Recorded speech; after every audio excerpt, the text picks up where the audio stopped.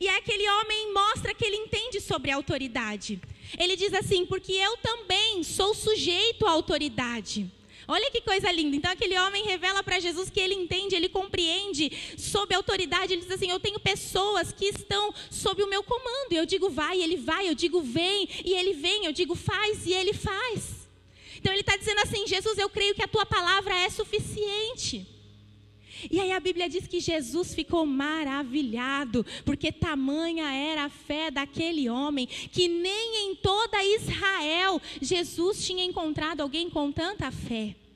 E aí a Bíblia diz que naquela mesma hora, o criado daquele centurião, o servo muito estimado daquele centurião, sarou, ficou são, ficou curado.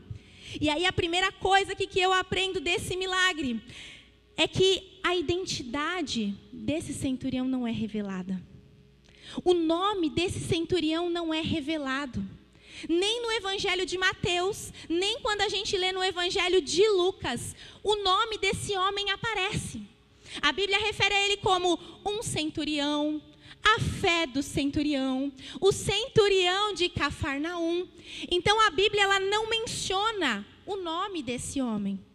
Ela apenas cita a sua função.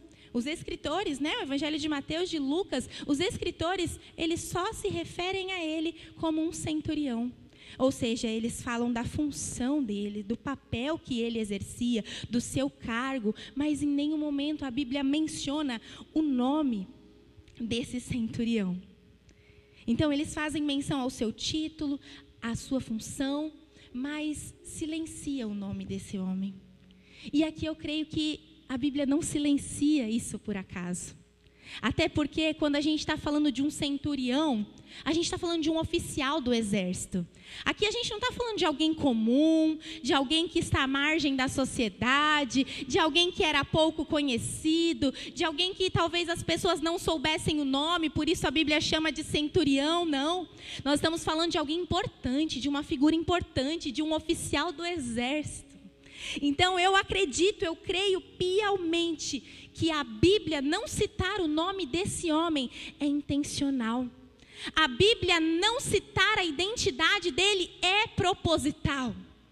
As Escrituras, elas foram escritas por homens, mas inspiradas pelo Espírito Santo de Deus. Então Deus quer comunicar algo a nós. Não é por acaso que não foi citado o nome desse homem.